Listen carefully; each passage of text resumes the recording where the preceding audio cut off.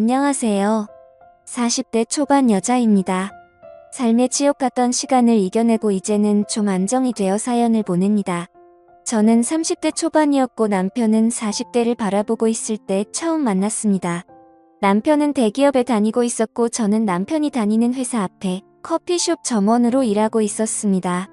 남편은 점심시간이면 제가 일하는 커피숍으로 와서 동료들과 함께 커피숍에서 한참 떠들다가 다시 회사에 들어가곤 했습니다. 그러다 남편 후배가 저에게 쪽지를 건넸고 그 쪽지엔 남편 연락처가 있었습니다. 남편은 저를 마음에 들어해서 매일 점심시간마다 동료들을 데리고 커피숍에 온 거였어요. 그리고 쪽지는 남편 후배가 남편 모르게 도와준다면서 저에게 준 거였어요. 저도 매일 오는 남편을 기억하고 있었고 그렇게 잘생기거나 멋있다고 생각한 적은 없지만 착실해 보이고 책임감 있어 보여서 호감을 느끼고 있었습니다.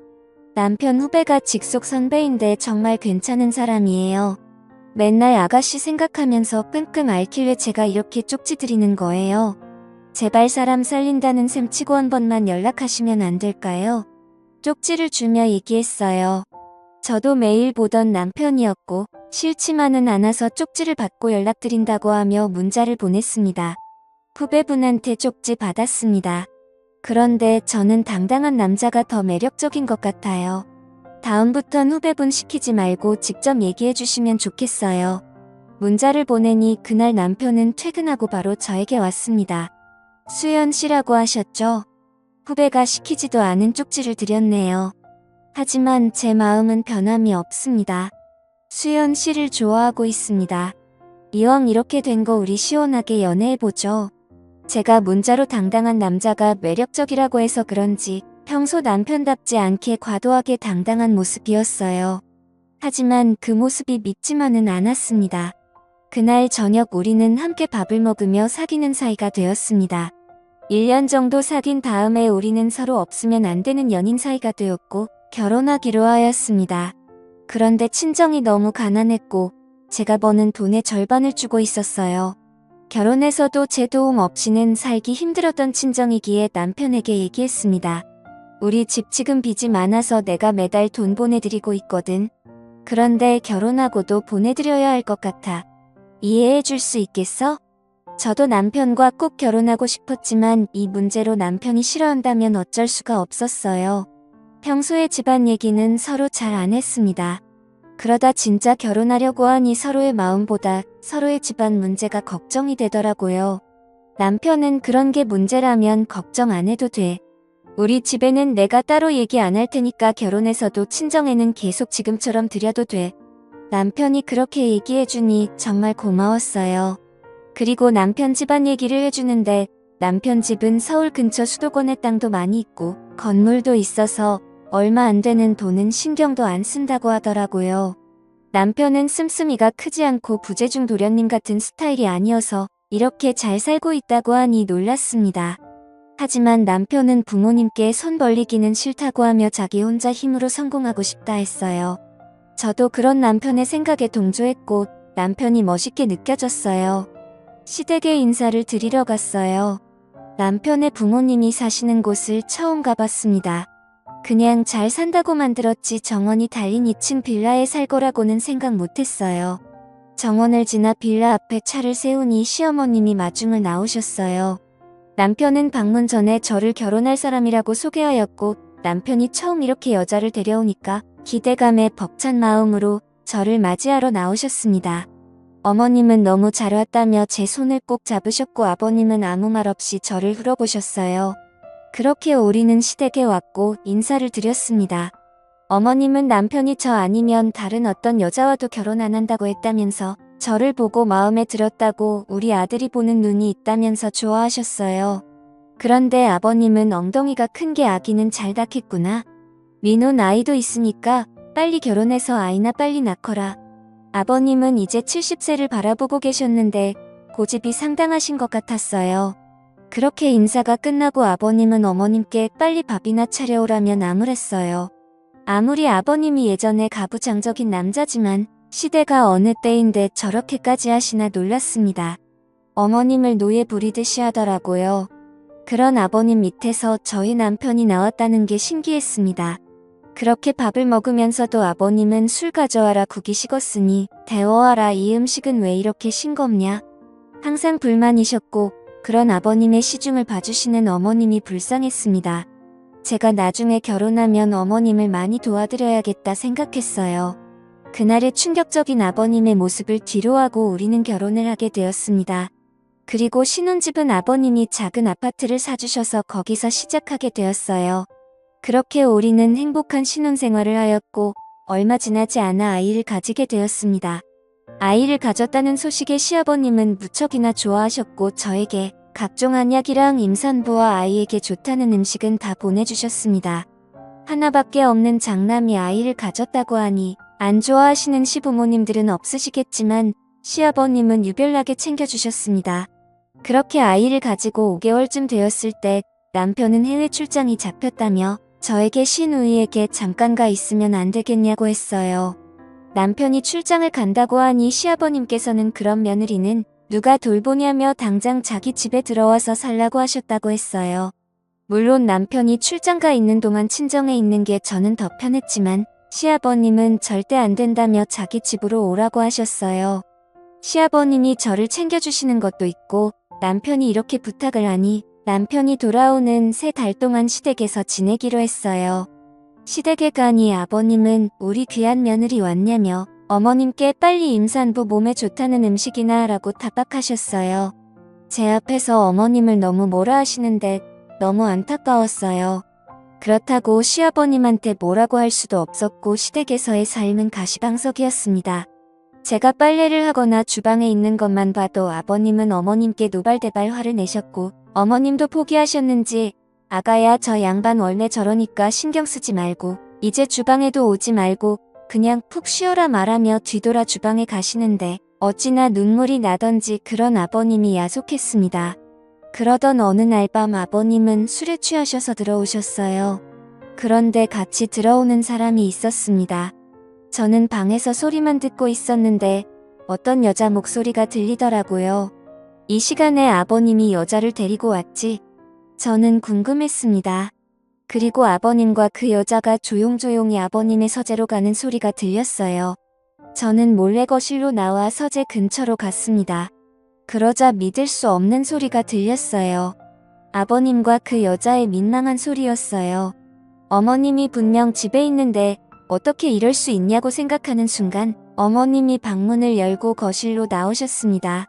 그리고 저에게 밤이 늦었는데 안 자고 뭐하냐고 하시더라고요.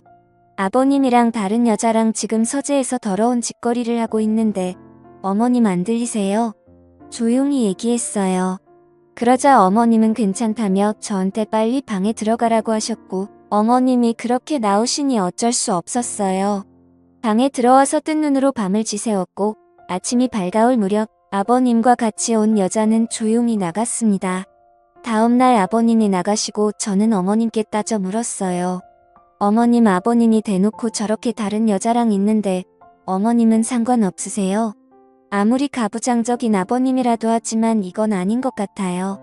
어머님은 이미 포기하셨는지 얘기하셨어요. 원래 저러지는 않았는데 5년 전 내가 유방암 수술 받고 가슴이 없어지니까 그때부터 나랑은 같이 붙어있지도 않고 술만 먹으면 여자를 데려오는 게 아니니 나도 이혼하고 살고 싶었지만 아들도 이렇게 큰 마당에 새로 나가서 살면 뭐 하겠나 싶어. 그냥 이렇게 살다가 죽는 거지.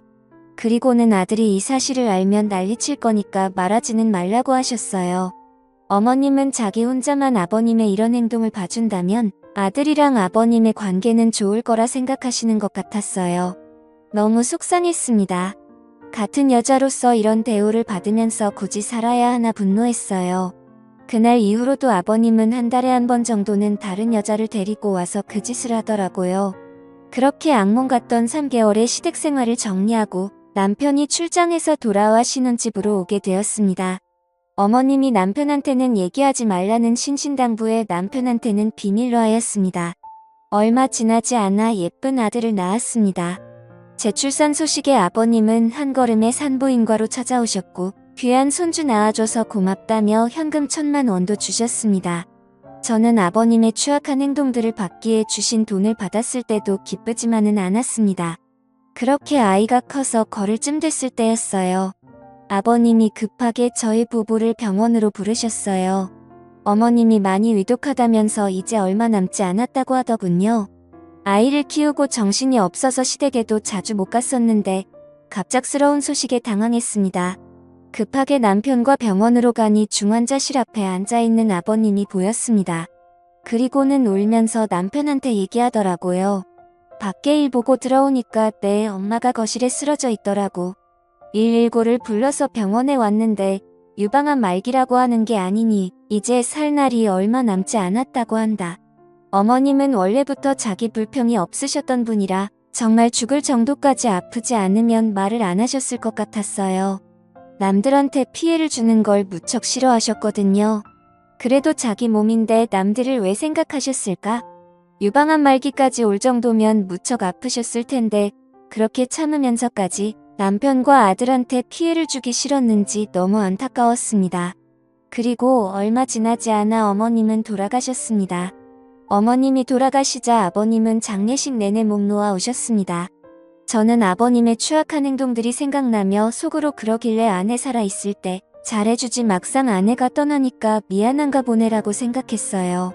밥도 안 드시고 술만 연신 드시는데 나이도 70 가까우신 분이 버텨낼 힘이 어디 있겠어요. 어머님을 보내드리고 아버님은 그 자리에서 쓰러지셨어요. 그리고 입원을 하셨습니다. 몇 날 며칠을 그렇게 술만 드시니 아버님 몸 상태는 말이 아니었어요.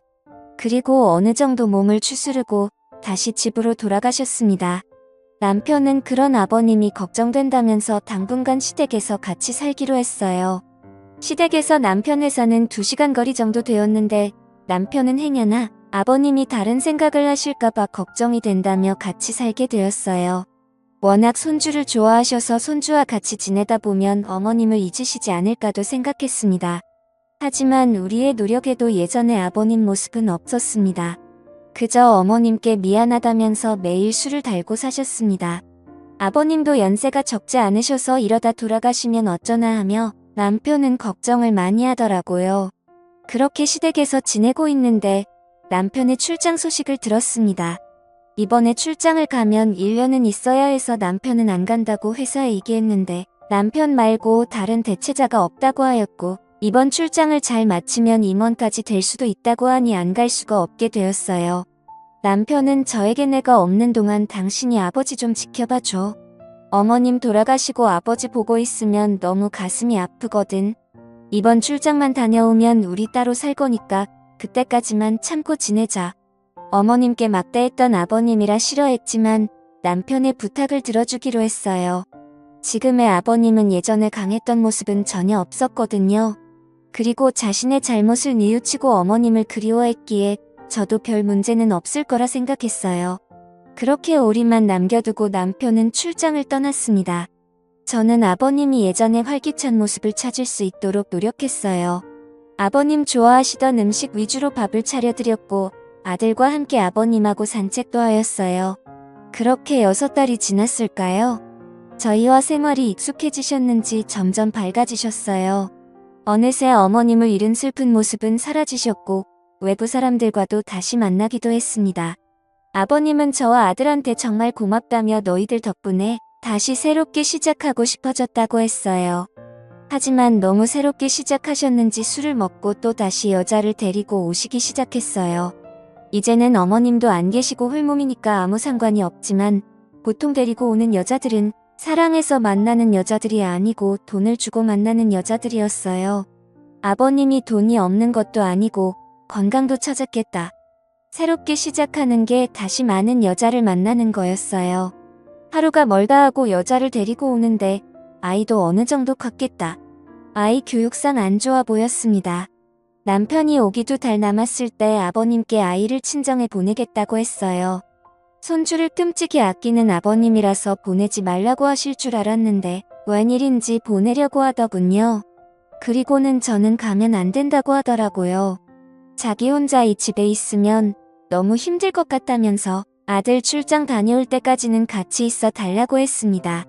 저 또한 남편이 얘기한 것도 있고 아버님을 혼자 내버려 두고 가려는 생각은 없었지만 아버님이 이렇게까지 자부심이 불쌍하기도 했습니다. 그렇게 아이를 친정에 보내고 시댁으로 돌아왔습니다. 그런데 제 방에서 인기척이 들리더라고요. 방문을 열어보니 아버님이 있었습니다. 아버님은 흠칫 놀라며 벌써 왔냐라고 하셨어요. 제 방에는 어쩐 일이세요? 뭐 필요하신 거 있으세요? 아버님은 별건 아니고 며느리 이제 혼자 지내야 하는데 부족한 건 없나 해서 한번 들어와 봤다. 배고프구나 밥이나 먹자. 제가 밥을 차리는 동안 아버님은 술을 사오셨습니다. 그리고 어색한 둘만의 식사가 시작되었어요. 저는 어색한 자리가 될 것 같아 밥을 안 먹겠다고 했는데 아버님은 외롭다며 같이 밥을 먹자고 했습니다. 아버님은 술을 드시면서 자기 때문에 어머님이 그렇게 됐다며 한탄하셨습니다. 저는 며칠 전까지만 해도 아가씨들 데리고 오면서 어머님은 다 잊은 듯한 아버님이었는데 갑자기 이렇게 저한테 어머님 얘기를 하니 어이가 없었어요. 정말 알다가도 모를 아버님이라 생각했습니다. 그렇게 아버님과 밥을 먹다가 아버님의 권유에 같이 술을 마시게 되었죠.